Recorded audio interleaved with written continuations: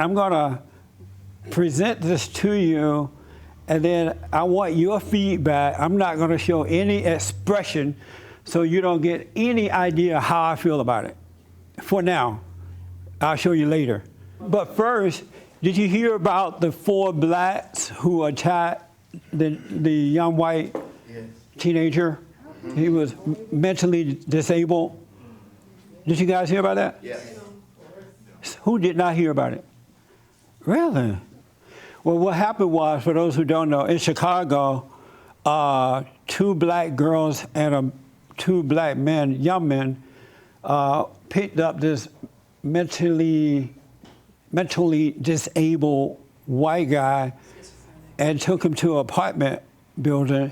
Matter of fact, they went to his house and picked him up because he knew according to the story, he knew one of the people. And so they took him to an apartment and they tied him down, put tape on his mouth, and beat him and cut his hair. They scalped him, and they were saying F Donald Trump, F white people, and they really tortured this guy. Really bad. It was really heartbreaking to see it. The neighbor downstairs heard all this noise happening, and so he or she, I'm not sure if it was a man or a woman, called the police. And when the girl found out that they had called the police, she went downstairs and kicked the door in and robbed or beat up the neighbor or something, but the cops came. She kicked the door in, I don't know if she robbed. And so while this was happening, the guy managed to get out of the apartment, and the cops saw him walking down the road just in shorts. And so they were able to arrest all 4 of the people. And it's bad. And when you see the black folks who did it, you can see that they're just filled with anger. They have no love in their heart. Their souls are dead, and the hatred in their hearts is overwhelming. It's an awful story. The interesting thing about it, the black police commissioner of Chicago held a press conference, and in the beginning, he did not want to call it a hate crime. He was calling everything but a hate crime. But due to the outcry that came from the public, he had to call it a hate crime because it really was a hateful crime. It was hateful. It's going to get worse before it gets better. You know, I've been saying for 26 years that if we don't deal with this anger in the hearts of black Americans, and the way that they're out there attacking white folks and getting away with it and so on, things can only get worse. And it will get worse.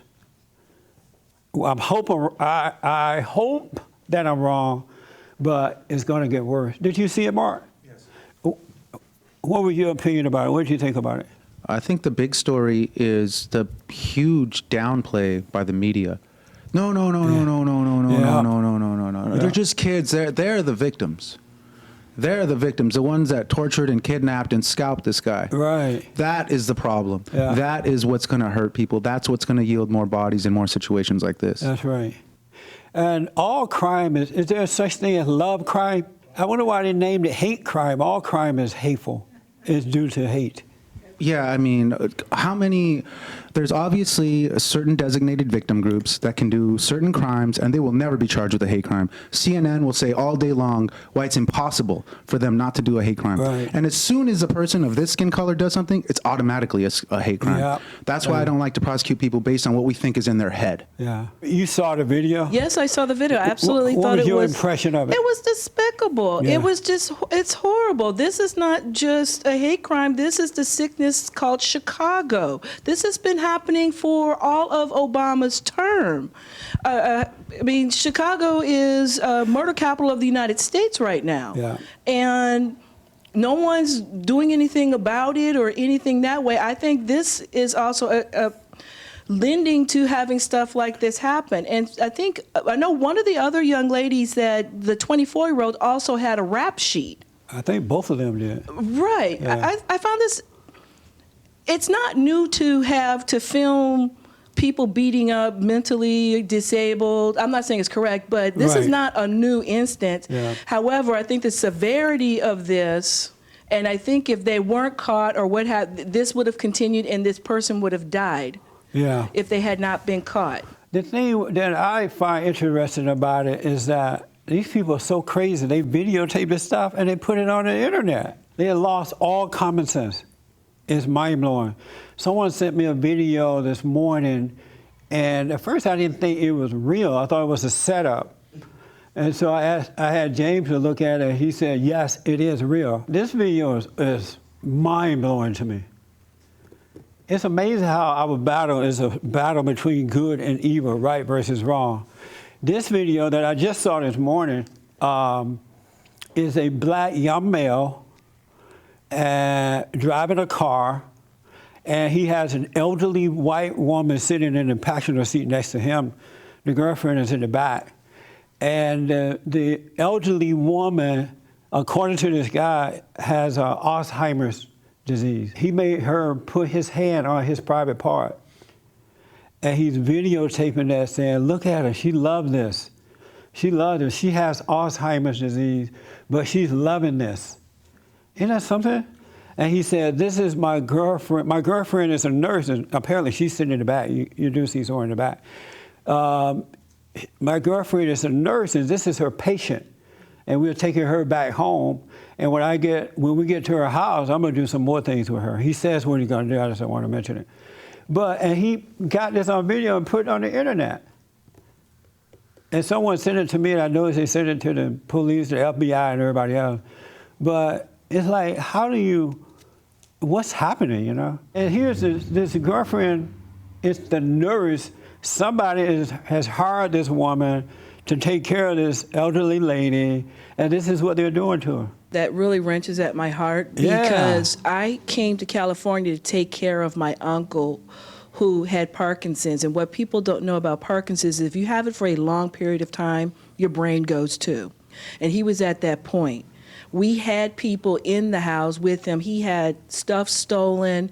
We had phone calls to the 976 numbers. For those who don't know, those were the sexy phone call numbers.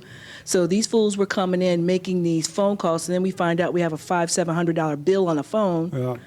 And so, I mean, something like that, that woman doesn't know what she's doing by any means. And this is happening. It wrenches at my heart to hear that. Yeah. And this guy and the girl are so crazy, they even showed the woman. They like show her face and everything. Yeah. What's the theme for this year? Don't let the right hand know what the left, or excuse me, don't let the left hand know what the right hand is doing. Have you been doing that? I've been trying, yeah. Is it working? It seems to be. In what way? Just keeping my mind off of negative things and trying to focus on the moment. It's so amazing not to let the left hand know what the right hand is doing. Did you do it, G? I practice it, but it was like, it seemed like it feels so good to tell, the left hand want to know about your life. You know what I'm saying? The left hand like, tell me. I'm like, all right, I'll tell you just this one time. But I You're practice absolutely it. right. It's so amazing that the left hand want to know about your life. It want to be all involved in every aspect of your life. Isn't that weird? Yeah, I mean. So did you tell it anything at any point? Well, a couple times, I only did it when I was unaware, and then I catch myself. Yes. But when I was aware, I wouldn't do it. Yeah, that's right. But it wasn't like I was just all of a sudden not telling it. But I practice it every day. Oh, good, man. Did you do it, Mark? It helped me a lot with making choices. In the middle of making choices, instead of making decisions, usually I'd be like, oh, is this right? Does he have a point? And I question myself, and now I don't. Yeah. And the result is much better. That's right. I did it for the entire week. And I made sure that I'm going to do this. And it was so amazing what happened in my life during the day and things that, it was like, it was unbelievable. It really was. I want you to know that God is with you. He's inside of us.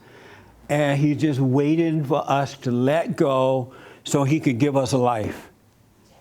And everything that he does is perfect. But you got to completely let go. And you let go by not letting the left hand know what the right hand is doing. It is mind-blowing. And then the left hand is always trying to tell you, you need to do something. You need to come up with something. You need to do this. And I'm like, no, I'm not going to do it. And it's amazing. By the time this year is up, if we continue this, we're going to be walking on water. Yes, James? Some people aren't following what you're talking about. About the left hand? Yeah. They should have been here. I'll tell you in a minute. I will tell you. I just want to make sure that the people remember. Did you do it, Marilyn? I don't know. It's kind of hard. In what way? It was just, I don't know. It was really hard for me. It was hard for you? Yeah. Yeah. Because I kept thinking about what I need to do, and then it was a little confusing. Maybe I don't quite understand. Right. Okay. You just said something that's very interesting, but let me ask, did you do it, Mary? You were here last Sunday, right? Yes. Oh, let's see what Mary did. I did. And how was it? Well, it just made things a little bit more vivid, instead of the thoughts going through without noticing them. You kind of like, oh, well, it makes like a big change because you have to notice it. Right. You notice it. You don't like just blurb through everything. This is an excellent theme, huh? So yeah, I thought it was fascinating. Even getting up in the morning, you kind of think, what do I need to do, this, that, and the other, and then you end up doing nothing, those kind of things, and you have to notice, well, I got to get going. Oh, and it helps knowing that it's the left hand that should stay out of your business, huh? Yeah, right. This hand's like, oh, no. The left hand loves being in your business, I'm telling you. It's amazing. But it is. But it created some color. As in before pictures are kind of like black and white, but now they're like vivid things. Yes. Did you do it? Well, I tried, but it didn't hold up through the week. And why not? I don't know. Maybe I'm conditioned to failure. But it did not hold up. The left hand won big. Wow. At least you knew it. Before this theme, you didn't know the left hand was winning. That's so good to know. That's amazing. Winning would be better. We expect you to really do it. Yeah, well, I made a good effort, but it's like a high school team playing a pro team. You get out there and you're doing your warm-ups and you think you got this and get rolled. Okay. Did you do it, Kelly? What I realized about it is that it's 100% the ticket to freedom. Because, what I noticed is we all have habits that, we want to quit or something. Yes. Or addictions or things like that. And the way that those get in place in the first place is from letting the left hand know, you're judging yourself. You're saying, oh, well, I'm having more chocolate cake than I should have. And, right. I'm going to do it anyway. And then you judge yourself after, and then you start to identify with it because you let the left hand know what the right hand was doing instead of just living life. Amen. Why you didn't do it? I think that I'm just trifling. Okay. Suffer. I am. I had to go to the store yesterday to pick up something, and I like these peanut butter cookies, but because I ate something sweet during the holidays, I said, you know what, I'm not going to even buy any cookies or anything for a while, so I don't eat them. So I go in the store to pick up this item. I look over and I see the peanut butter cookie. And the left hand said, don't they look good? And my mind was just filled with the way the cookies look, right? And I'm watching this. And they were like, well, you could just get them and take them home. You don't have to eat them. Now I already know that's a lie. And so I'm watching them. It's like this thing that's talking to me about, the left hand talking to me about the cookies. And so I didn't get them. I went to pay for my other item. And as soon as I walked out of the door of the store to get in my car, the whole thing disappeared. the thoughts of it, the talking to me about it, everything disappeared. And I realized, wow, that was a great temptation because it's right there. And now that the left hand know that I'm not in the presence of this, it just disappeared. Isn't that like amazing? That's mind-blowing to me. At least to me it is. Yeah, but that's how the left hand does you. Whatever your weakness is, it'll tempt you, it'll overwhelm you until you give into it. But if you don't give into it, when you walk away from it, it disappears and it comes up with something else. What I want to do, because of time here, James is going to tell us about this article that he sent me. Is that right? Yeah. And then I want to play a little short video from it and get your opinion of it. All right? And then I'll add some stuff to it too, because I did read it. All right, hit it, James. Okay, this is from the Washington Post. Black kids attend school on how to deal with police. Hanover, Maryland. The workshop title is simple, straightforward. Race and the law. The problems it seeks to address are anything but. Captain Catherine Goodwin, Western District Commander of the Anne Arundel County Police Department, is the only white person in the room, part of the panel of experts leading the session. And she is the one who invites the question. Let's hear from this young man in the middle, Goodwin says. Hi, my name is Ezra, the boy says. I was wondering, can a police officer arrest another police officer? The room goes silent. A father multitasking his way through an email on an iPad stops scrolling and stares. It is a Saturday afternoon in early December, and room 104 at Anne Arundel Community College is packed. All 150 seats are taken.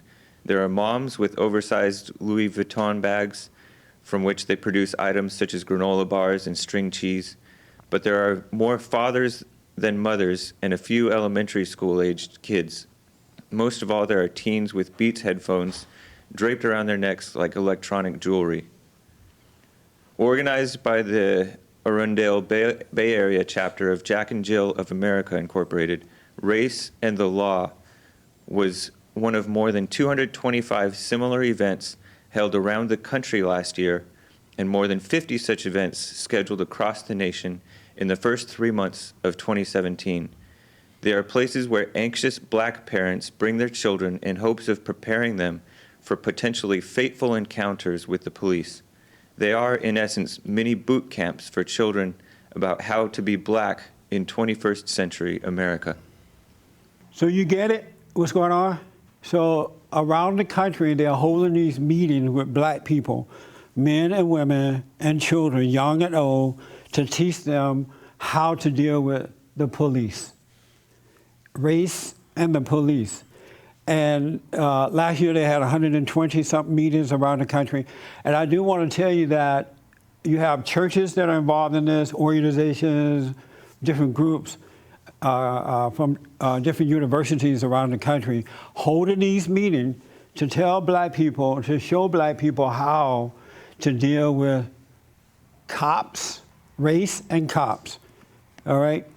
There's a little short video that I'm gonna play for you.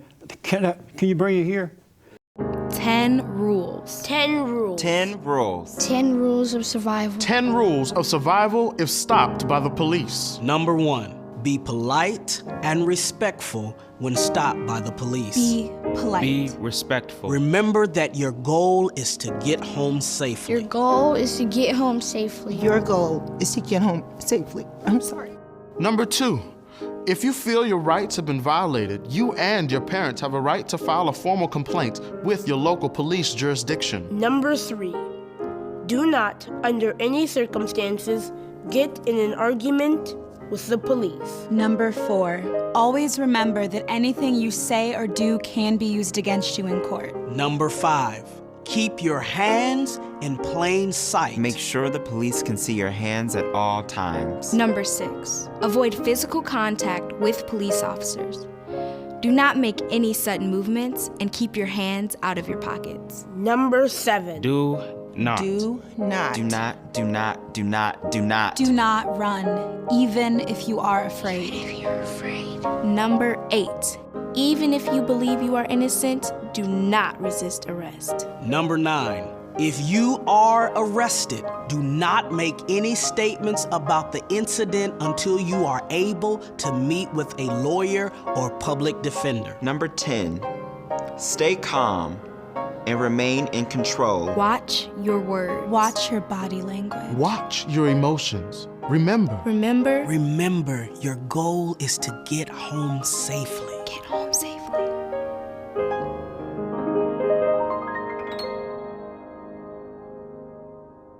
Get home safely.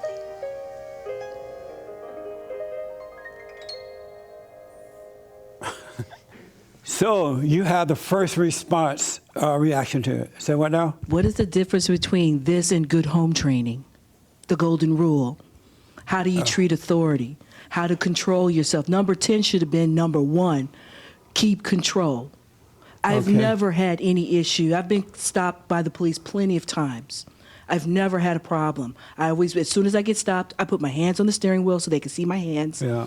And if they want me to get my driver's license, I let them know exactly what I'm doing. I'm going to take my right hand over to my seat because my purse is down there. Do you mind if I do that? Sure, go ahead and do it. And I've had absolutely no issues with the police. But this is how you treat someone in an authority, regardless if you respect them or not, because they will respect you for respecting their authority. So once you put your hand, before you put your hand on the steering wheel, where do you put your drugs? My drugs? No, I'm not stupid enough to carry it. Yes, Mark. I think this video is exactly why we saw those 4 people upload to Facebook Live, torturing a special needs guy, thinking, we'll probably get a promotion for this. We'll probably get rewarded for this. That's exactly why 20 Dallas cops were executed in 2 weeks. That's exactly why you say we're heading towards a race war. Because there are people that want people to believe that American cops are shooting you because you have black skin.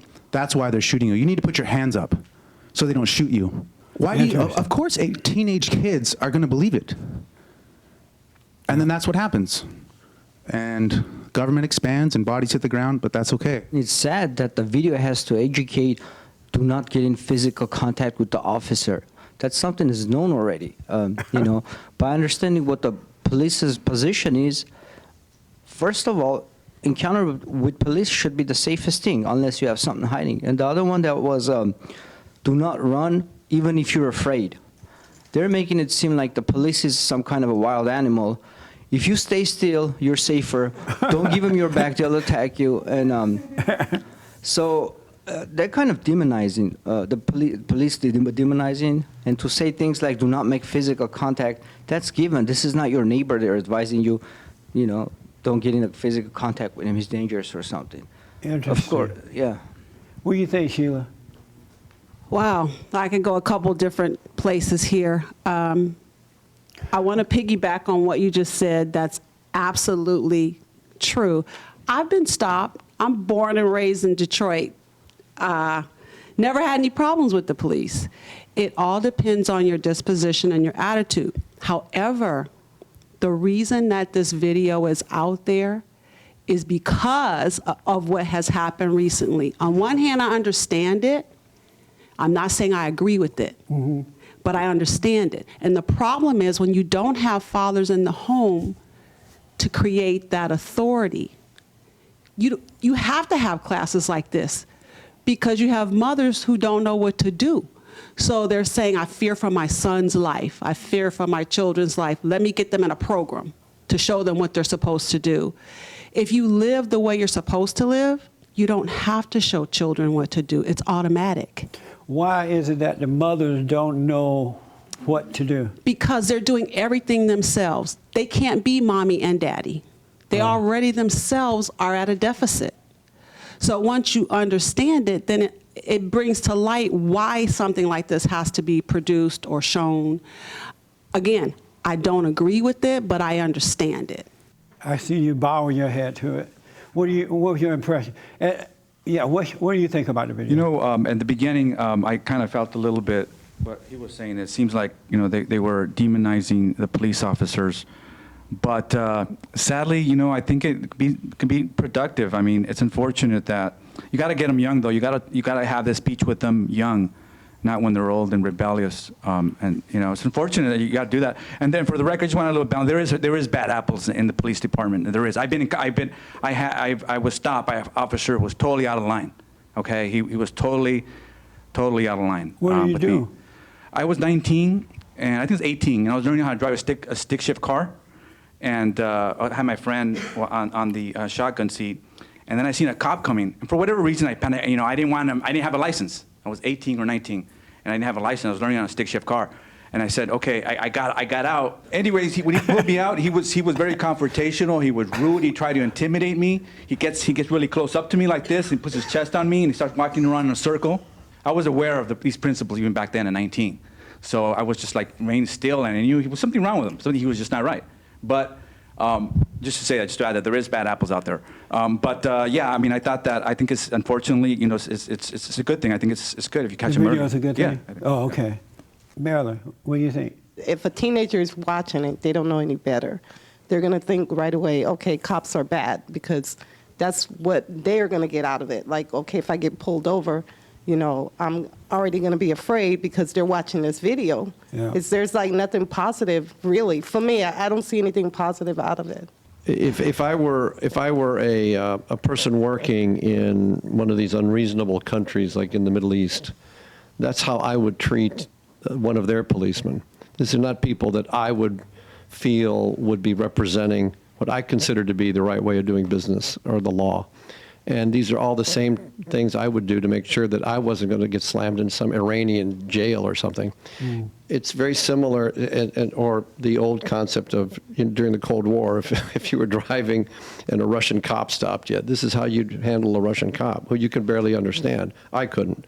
So, and the notion you have of the police in those countries being unreasonable or being military police seems to be backed up in this particular video. The insidious thing about the video is how it starts saying, remember, your objective is to get home safely. I have never felt unsafe around a policeman. The notion that the policeman is an unsafe place, you got to get home safe, get away from the police. So that's the very insidious way it wraps itself into your mind, because it positions the police as an unsafe place to be, when in fact what they should be is people who provide the safety. Now, not being black and not having been stopped for being black, and the famous driving while black thing that you hear, those things don't happen to me. Yeah. Have you ever been stopped while driving white? Yes, I have. Yes, I have. Yes, I have. And by the way, when I get stopped and I'm doing something wrong, I'm doing something wrong, and I will admit that right away. But what this other dude said, I don't know about that one. You know, I didn't do anything wrong. I didn't have a license. Well, okay. But so my point is that it makes it sound like you. Say that. Say what? I wasn't doing anything wrong. I didn't have a license. Yeah, he wasn't doing anything wrong. He didn't have a license. And he's driving without a license? I didn't imply that. No, he was in training. All right. Okay. So anyway, when I'm doing something, the white man always trying to make us look bad. Yeah, that's right. People of color, huh? I'm being judgmental. So anyway, that was white man took what you said and twisted it. Just twisting the words around. Right. White people. Shame on me. So anyway, it makes it sound very reasonable. Don't do this, don't do that. It makes you say, well, this is all good advice. But the reason they give you the advice is wrong, and that's what I don't like about it. The premise is the cop is not safe. Yeah. These are 10 decent behaviors. I think Chris Rock has a video on YouTube that talks almost the same thing, right? And you know, we've all seen that, right? But so that's what I don't like about it. It's a very insidious, very brilliant piece of propaganda. I agree with what Ed just said. It's good advice, but it's totally warped by the spirit behind it. It's just totally making the police look bad, and I think it's working for the bad. And when you say it's good advice, when you... well, when you get stopped, you know, don't be crazy, be calm. You know, I mean, basically it was good advice. You should stay calm and, yeah, I mean, I think actually a lot of people do need that advice in the black community, like young kids, like we're saying, the fatherless ones. I looked for that in the beginning to see if the video was portraying cops in a demonized way, and I didn't see that. I really didn't. It just so happens that that young black men and Hispanics, or some whites, can get themselves in an altercation because of their overreaction. So they're really pointing out, it's your overreaction. Don't be calm. They're telling them to be calm. They're not necessarily. You could read into that. I think that it is a propaganda piece. But I didn't see that. I really looked out for that. I didn't. If they seen it, maybe I didn't see it. But I. Yeah, I wanted to get feedback. That's why I haven't said anything, because I wanted honest feedback from it. Because I could be wrong in what I'm about to say about it. I could be absolutely wrong. Yes, Raymond, and then here and there. I concur with almost with what Ed said about the spirit this video was made, because they were trying to do the right thing with the wrong attitude, or where I say spirit, by seeing the cops as a danger rather as a help. As a help, it's the spirit behind it. Besides, all this advice is nothing but common knowledge that should have been told in the household. And if we're that broken, should they have made this video? Yes or no? I don't believe so. This is common. What they say is common knowledge in the household. Okay. Yes. I agree with that. This was brilliantly made propaganda. They started out saying, "Be respectful." Who's gonna disagree with that? Do be good. The piano comes in, the violin, and then it's like, put your hands up. What? How did we get there from the violin? We missed a part, and that part is the premise that Ed disagrees with, and that's that American cops are shooting black people for being black. Yeah. So if you believe that, then listen to that nonsense. Play pianos. Do that, divide this country, because you cannot conquer a moral people. You have to make them immoral first. Yeah. You're visiting from Europe, right? Moscow. Moscow, really? Moscow. Say hello to Putin for me. Okay. Tell him we love him.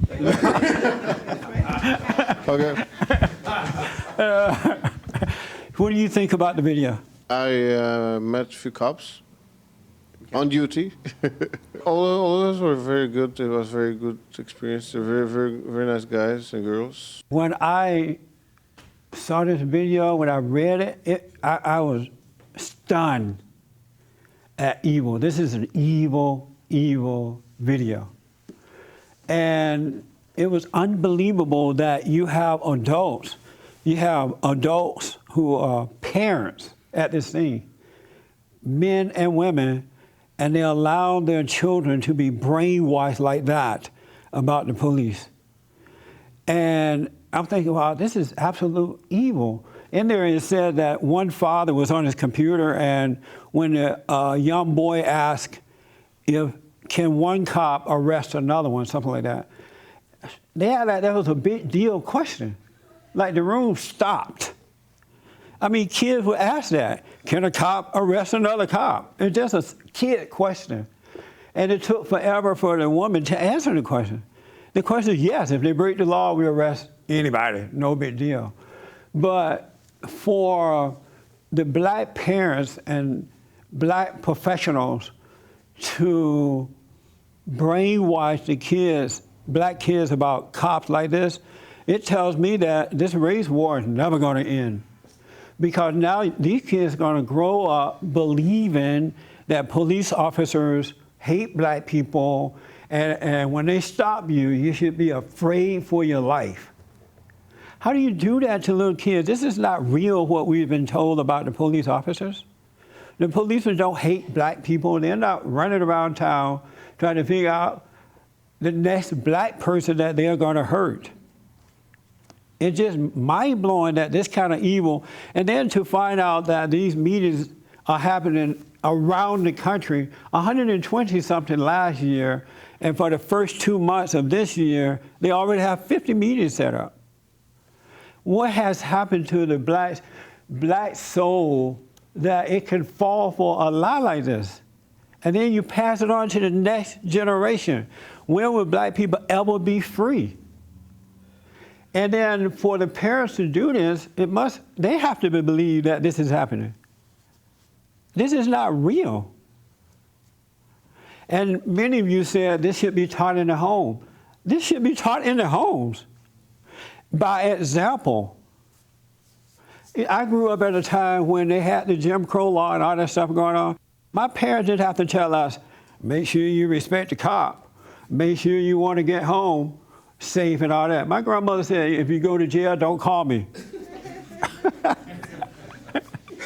She's like, I'm not coming to visit. I'm not, and I'm not putting any money on your books. That was enough for me. Plus, we respect authority. You know, if you respect your father and mother, you're going to respect authority. You got common sense. These people act as though black people don't have common sense anymore. This stuff is just common sense. But generation and generation of blacks have been told that the cops hate you because you're black. And they keep feeding into this. Can you imagine that the churches, there are some churches and other organizations who are involved in this kind of brainwashing for black youth?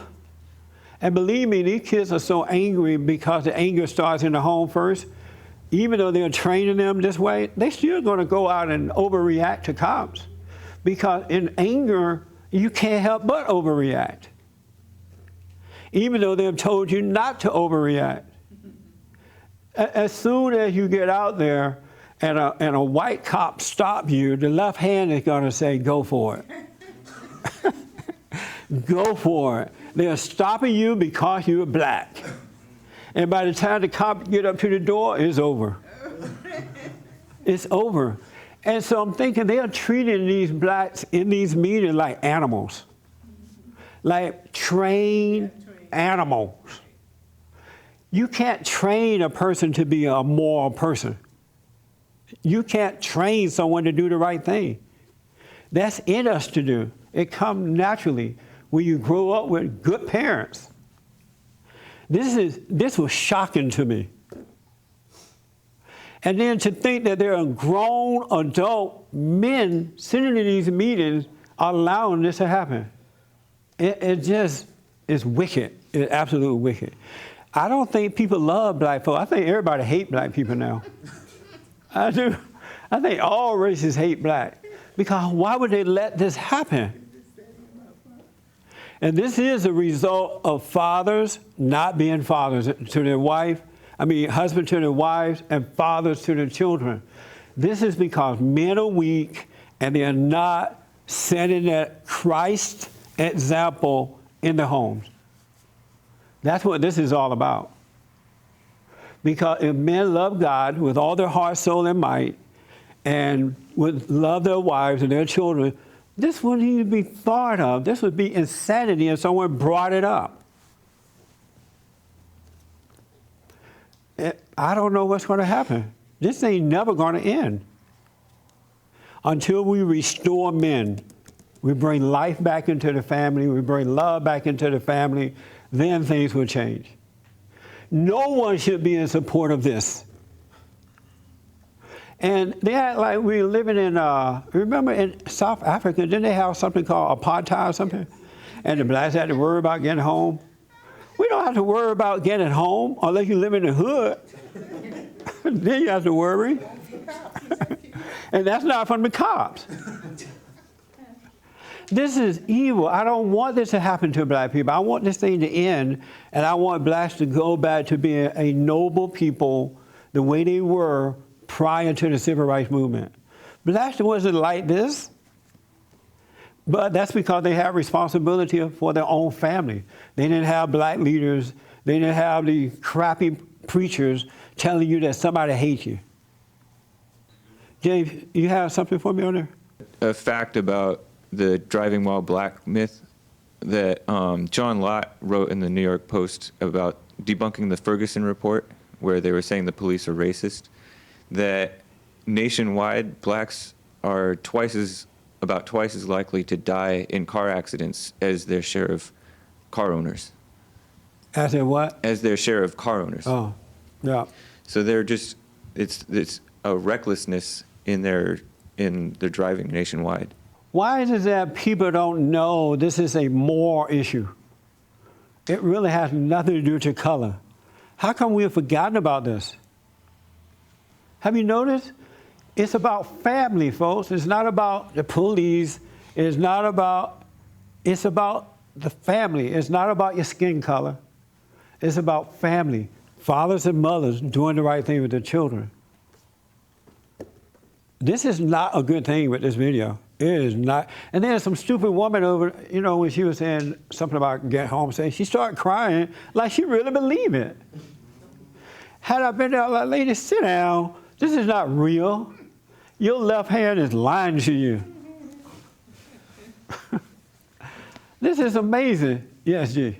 So I didn't have my dad there to tell me how to, behave with the cop. Right. But still, growing up in Brazil, I'd see if you go steal something from the grocery store or you're smoking weed, the cops will really beat you up. They'll take you to the back and beat you up. And since underage kids, they can't go to jail, they'll take you to your house in the cop car, and then you get another whooping. Good. You know what I'm saying? So just watching that, I'm like, I don't want to get beat up, you know what I mean? Twice.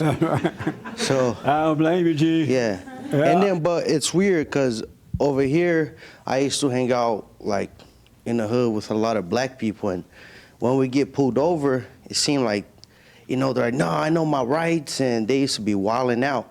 And I just do whatever the cops say, even if I was in the wrong, I just tell them, hey, to be honest, I'm doing this and that, just take me. Whenever the cop, which doesn't happen often at all now, whenever they stop me, I'm like, Lord, what do they want? What have I done now? Put my hand on the thing, find out what they want, and go my way. This is not good for black Americans. It's not good for America to be training these young people in that manner. And they're too young to really understand the spirit aspect of what's happening behind all this. This is not good, folks. These people should be ashamed of themselves. Selling the soul. My first impression was they're treating these people like they're training them the way you train an animal. This is common knowledge. This is common sense. But they're training them the way you train an animal to act when you say certain words to the animal. I don't remember what you said right now. You said something negative, don't like black people, something like that. I think that's incorrect. Most cultures don't like black people. I think that's incorrect. I think in the United States, most people love black people, but they're petrified of being called racist. Say what? They're petrified of being called racist if they say the word black, African, anything. So they just rather not say a word and just stay in their safe space. But almost everyone I know loves, you hear all day, Chris Rock, this athlete, this actor, this all the time. The point I'm making is that I think most cultures now are kind of fed up with black people. They're sick of the anger. They're sick of them accusing them of being racist. That's what I think it is. I think that's what I mean by that. Specifically, I don't mean they just hate them. I just mean they're fed up. Someone accuse you of being something you're not. It's like being married, and then the husband or the wife is always accusing the other one. After a while, you say, I want a divorce. I'm going to go cheat on you. I can't prove my innocence, so I might as well do it. Anybody ever done that? Yeah, everybody have, huh? The honest people here. You just get, I might as well cheat. You're gonna accuse me anyway. This is not a good video. It's about family. The focus needs to be on rebuilding the family. Men and women returning to God, getting married, raising their children.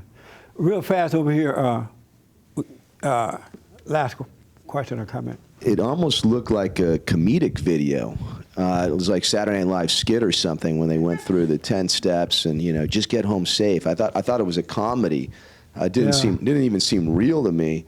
But what's interesting is it's a demonstration about really education and where education's come, because now with the American universities, what you're seeing is this teaching people how to do things that they should already know. And now they're reprogramming people. Yeah. And these kids, and the violence starts on the inside. And so what they're saying to us is that we have to teach you how to be not violent. And the minute you see that, you know you're in a world of pain in terms of how you're going to handle individuals. Because if you have to teach them to put their hands on the steering wheel and to be nice as young kids, that's really what's going to happen. Is they're actually going to rebel against that, and they're actually going to be more crazy now, because you're telling them to do something, conform to something that they actually shouldn't have to do to begin with. They're not going to be able to do it anyway. The violence starts on the outside first, not the inside. These kids, when they're born, they don't have this kind of violence in their hearts. But when they're born into crazy, messed up families, either the father's not there or the mother's angry and passing it on, that's what changed them. And that's why we need to start dealing with the family. These kids have no love. They need love. Even those 4 blacks who attacked the mentally disabled person, you can see that they are void of love. They have never had it from their family. They're just angry. And one thing leads to another, one. This video is not good for the next generation. The fact that these adults and these don't get any more degrees, all right? Let's go back to the good old days where you just learn a trade. Because the folks who are in this high learning thing, they're as crazy as they want to be. How can you say you have a master's degree and you take human beings and you teach them this kind of stuff? And these people have to know that they're teaching the wrong thing. They have to know that. And they're doing it to black folks. It was majority black people. When will black people say, I don't want any more of this? Teach it to yourself, don't teach it to us. Everybody is using the black folks. Every negative organization in America, whenever they want to promote their agenda, hateful agenda, immoral, whatever it might be, they go to the blacks first. We saw it with the National Organization of Women Who Hate Men. We saw it with the radical homosexuals. We saw it with the abortion folks, Planned Parenthood. Whenever they want to kill a unborn child, well, you are stopping us from doing it. This is for poor women, meaning black women. We've seen it with the race hustlers, like Jesse Jackson and others. We have seen it with the liberal media. Whenever they want to promote something, and these people who are training these kids in this, they have a wicked agenda. They're not trying to teach blacks the right thing. They are brainwashing them, as Ed was saying, they're brainwashing them for another purpose. That's what's going on. And these black men and women are just taking their kids over there. One father had 3 of his kids there, I believe, 2 or 3, and they were girls, right? I'm like, what kind of man is this? His children need to be taken away from him. He's going to take them and let them be brainwashed. He's a poor excuse of a father. He has no love for his children. Human beings are like, well, a human being is like a fisherman, for an example. And the fisherman goes out and he throws his net out into the water, right? And he brings in all these fish, a whole bunch of them. But a lot of them are small fish, right? And so what he does is he take the small ones and throw them back. And he keep the one big one, the one big fish. And it's that big fish that he deal with, right? And so human beings are like that. What they do is they gather all this information in their minds. They gather the scriptures, they go to college and get brainwashed, gather all this information. And when they gather this information, instead of throwing back all of the junk and just holding on to the good, the big one, which is self, they keep all this information, all this nonsense stuff that has nothing to do with life, and they don't get to know themselves. The big fish is knowledge of self. So they keep all this knowledge, and this knowledge distract them from knowing thyself. And so the big fish, the left hand is all this knowledge that it uses against you. to keep you from knowing yourself. God said the kingdom of heaven is within, and it's within there that you should go in and know thyself. And if you really, really want to know God, you need to go within. You need to focus on self. Go within. Life is about being. Self-knowledge is about being. You get up in the morning, you have your prayer, and you go your way. Don't go with the left hand, because everything you learn, you're telling the left hand, which is the deceiver, and it take all this knowledge and use it against you. Oh, they don't like you because of this. They don't like you because you're black, or they'll judge you, all kind of stuff. Whatever tell you, but if you didn't hold on to that knowledge, the evil one could not use anything against you. You need to plan today. You need to do this. It is just destroying you. You need to let all that go, everything you've learned, everything you've been taught, let it go and just focus on self. Knowledge of being, that's what you want. God said we should become like little children. Little kids rely on nothing. They trust the Father, unless the Father's at that meeting on that video. But they trust the Father. And so God is our Father, and we should trust him. But when you go on with the left hand, all this stuff going on in your head, you cannot trust the Father. And you don't know yourself. That's why we end up in so many crazy situations. Crazy situations because we're listening to this and trying to feed our emotions. It's the worst thing that can happen to you. Know thyself. The self is the right hand. And don't let the left hand know what you're doing. Meaning don't communicate with it at all. Everything that your mind tells you, don't respond. Do not respond. One guy said on Thursday that he was going to respond to someone with an email or something, and just before he did it, he said to himself, "I know this is wrong," and then he did it, right? And I'm like, you shouldn't have even said that. If you're going to do it, just do it, but don't have a conversation with the left hand about it, because you give it control over your life.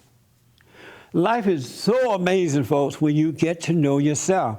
Keep your eyes on yourself from within, and everything starts to change. What happens is you start to forget about all this stuff, this mess that you've learned, and you become aware of wisdom, of true knowledge, the true intellect, our Father's intellect. You become aware of that, and it's amazing. And then the left hand going to tell you, oh, it's not going to work. You got to do something. Pay that no mind. God wants you to return to the Father, be still, and know him, and he'll work it all out. And he's within us. But you got to forgive. You must drop your anger. No one is going to enter into this kingdom until they forgive first. Before you enter into the kingdom of heaven, you must forgive. And it's your parents first that you need to forgive. And most of the time, it's the mother. Because the father's out working or out cheating on the mother.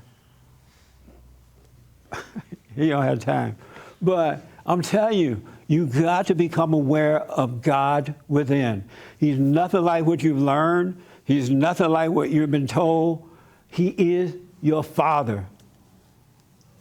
And then whatever it is that you're addicted to, it'll start to fade away. It will disappear. But you got to overcome the anger first, because the anger is of your father, the devil, which is the left hand. That's his nature, and there's no love in it at all, and it blinds you. It definitely does. All right? So is that clear? Did that make sense what the left hand is and the right? It's clear? Okay, good. It's so simple. Life is so simple and so amazing. It's mind-blowing. The less you do, the closer you come to the Father, the better off you are. The more you put into it, the further away you get, and life become hell. We are